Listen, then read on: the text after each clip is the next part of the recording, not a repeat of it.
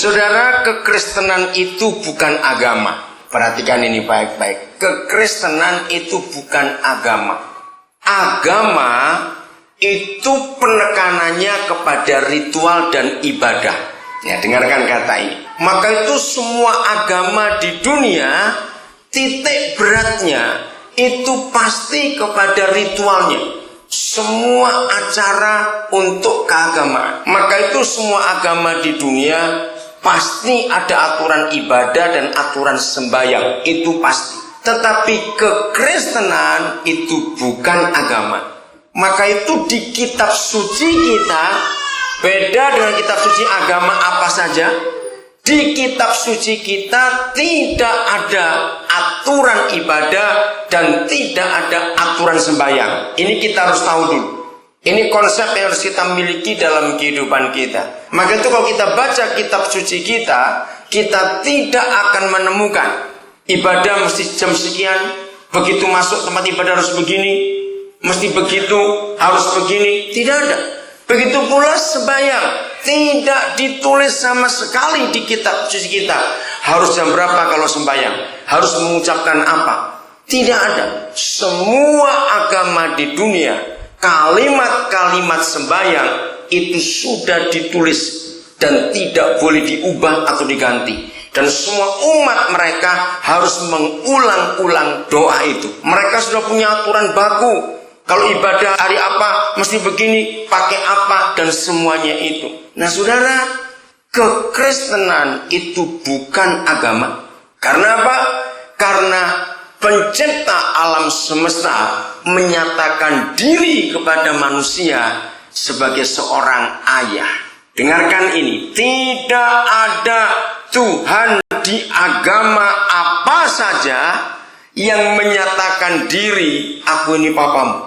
Tidak ada. Hanya pencipta alam semesta yang kita kenal karena Yesus Kristus Tuhan yang hadir menjadi manusia untuk menyatakan diri, aku ini papa. Jadi apabila kekristenan, saudara orang Kristen, tapi tidak punya perasaan, tidak punya pengertian, tidak punya pengenalan, menghadap Dia bukan sebagai Tuhan, tapi sebagai seorang ayah. Maka kalau saudara belum pernah menemukan itu, memiliki kebenaran itu, maka saudara belum Kristen. Saudara baru beragama Kristen. Beda. Menjadi orang Kristen dengan orang beragama Kristen itu beda. Kalau beragama, yaitu pilihan kita. Mau agama apa. Tapi kalau menjadi orang Kristen, berarti dia adalah anak Bapa di surga. Maka itu ketika Tuhan Yesus pertama kali mengajar. Mari kita lihat dulu ayatnya. Luar biasa sekali kebenaran ini. Lukas pasal 11 mulai ayat yang pertama. Pada suatu kali Yesus sedang berdoa di salah satu tempat. Ketika Tuhan Yesus berhenti berdoa, bertanyalah seorang dari murid-muridnya kepadanya. Apa yang mereka minta? Baca kitab saudara, mereka minta apa? Ajarlah kami berdoa. Sama seperti siapa? Yohanes mengajarkan pada murid-muridnya. Nah, inilah kisah pertama dalam hidup saudara-saudara kita yang menjadi murid, yaitu ajari kami sembahyang, ajari kami berdoa. Seperti Yohanes Pembaptis mengajar murid-muridnya berdoa. Ayat 2. Jawab Yesus kepada mereka. Saudara, ini perkara hebat sekali. Apabila kamu apa? Berdoa, katakanlah siapa? Apa? Stop sampai situ. Ini yang tidak ada di agama apapun juga. Apabila kamu berdoa, katakanlah. Semua agama di dunia, kalau pemimpinnya mengajak umatnya berdoa, tidak ada kalimat katakanlah. Yang pernah berasal dari agama lain pasti akan tahu ini. Semua agama di dunia, kalau mengajak umatnya sembahyang, menggunakan kalimat ucapkanlah doamu. Ucapkan. Saudara, ini perkara penting. bahwa antara katakan dan ucapkan itu perbedaannya jauh sekali. Mengucapkan itu unsurnya menghafal, menirukan, dan mengulang.